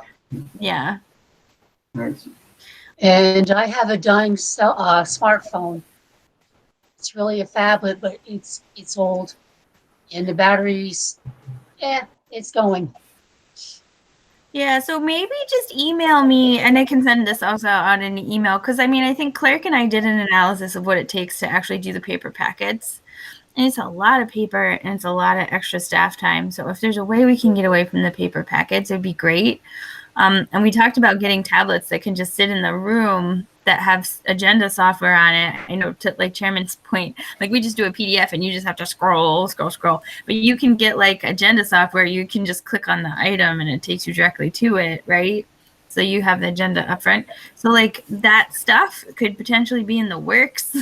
But like in the interim, we would either have to go back to paper packets or you guys would have to bring your devices and I'll look for outlets for you. Yeah. Or I'm happy to bring my device. I mean, I'm happy to bring my laptop. It's just like Kevin and Daisy. We need the power. I Yeah, need that the makes sense exactly. to me. We need Yeah. the power. We need the bandwidth that we can all be logged in. Well, I guess not. So I download the PDF. We don't need to. Yeah. Yeah. And are we making paper packets available for members who, members of the community that come to attend the meeting? Yeah, I mean, I think we have to. I'm not sure exactly how that works. We still have to like really look at that, but I'm just like the paper packets are really time consuming. They really are. And it's a lot of trees and paper. So if there's things that we can do to cut down on them, that would be great. Well, we want to cut costs, and so we'll work on it. I did try downloading the agenda with all the maps and everything, and then opening the PDF that I downloaded from my file manager, right? And I tell you what, it's still those maps just take so long to load. You can't scroll through. So agenda software should be a priority, where at least or multiple PDFs where each project is a standalone linked together somehow, which I guess the agenda software would do, because you can't scroll through and jump around. It just takes too long. Even my laptop's not that bad. It's been upgraded and everything, and it's still. I don't know if anybody else has that problem. Is it just me or? If any of you use the software Bluebeam, you can download this as a PDF, and you can scroll through things. You can also flatten the drawings so that when you're scrolling over maps, you're not picking up every notation that's on there. Sometimes when we get the digital files, if you're scrolling over the plans of like Kelt's Farm, if you hover over a note or something, you can actually click on each of the lines. Slows down the viewing process. A PDF that's a flattened file is a little bit more manageable to use. The software I use is Bluebeam, which is what I view this on. Yeah, I mean, I just opened the PDF and just opened it with one of my browsers, Chrome or Microsoft, whatever, and it just still bogs down, David, is that Blue B, like blue and then a B, like BEE? Yeah, it's a Bluebeam review, REVU, and they have different versions of it. You can buy a base model package, which just allows you to do the viewing with some editing. Then they offer others that go all the way up to being AutoCAD compatible, reading dimensions, things like that. Yeah. The other thing, Laura, like I mentioned, for any applicants that are going to come to the meeting, making sure they understand whether they need to bring maps for the easel, just so that what the rules are for coming into the town hall, et cetera. So that again, if we're going to go back to even putting maps on the tripod so that the camera can zoom in, so it can be part of the YouTube video or whatever, we got to make sure they understand, especially when the maps open slow, until we get there. Right? Yeah. So I've got some work to get that ready, but those are good thoughts. So I'll look into outlets and bandwidth, send out some guidelines for us, and then see what we can do for keeping things electronic if we Yeah, can. yeah, at least notifying the applicants too, right? So, Yeah. yeah, you got a whole 3 weeks, you know? It goes so fast It though. does. Sure does, I'll tell you. Say 2 weeks again? All right. All right, we'll get through it, you know, it'll be a work in progress, but we'll get through it, you know? Anything else on COVID-19 or our meetings, any requests at all? No, but if you guys have thoughts, feel free to email me. It's sort of like, it's funny that new territory is going back to in-person, but it is a little bit of new territory. If we can take the good things that came out of these virtual meetings and incorporate them into the room, I think that would be the best way that we could do it. I agree. All right, thank you. That brings us to commission business, and since we have limited personnel tonight, let me just throw this out there. Does anybody have anything they'd like to discuss or notify the board of? I have nothing. Nope. Anybody? Okay, David? Just a quick update on the Architectural Review Board. We did meet a couple weeks ago. We looked at 2147 Eastern Parkway, which were the renderings that we reviewed in this meeting. I think they touched base on upstate guns and ammo, and then we reviewed the updates. The Architecture Review Board is on the town website, so you can see the profiles of all the members that are up there. And we're going to be working on an article to send it out to the newspapers, explaining to them, you know, what the committee does and what the responsibilities are. And eventually, I think we're going to be putting up a posting to recruit a couple more new members. Okay. That sounds good, David. For any article, is that going to go through like the town board or an attorney for review or anything? Whatever the protocol is for, I remember before when we used to meet in person, you know, you would meet with Jeff Wilkins or do something with the Gazette and make an appointment. And as long as that would go through either the supervisor's office or via Laura, we could do something to promote it as a benefit. No, I think that's great. I just don't know what the process is. We'll just make sure we understand the process, you know, for public utterance, I guess, whatever that may be. Okay. Right. All right. Well, thanks, Dave. Oops. Anybody else? I just wanted, that's the house for Kelt's Farm. Wow. Does look See, neat. I would That does buy look that good. house. Yeah, if this is the direction that Mr. Basilian is going to take, this is a good indication of a really good development. Yeah. Yeah. Looks nice. If we buy a lottery ticket as soon as we get offline tonight. All right. Any other comments under commission business from anybody at all? I have nothing. All right. Hearing no other comments, can I have a motion to adjourn the meeting? So moved. We've got several motions to adjourn the meeting. So let's just say, anybody opposed to adjourning the meeting? Hearing none opposed, we'll adjourn the meeting at 9 p.m. Thank you, everybody, and see you in 3 weeks. Okay? Sounds good. Have a good night, everybody. All right. Thank you. Good night.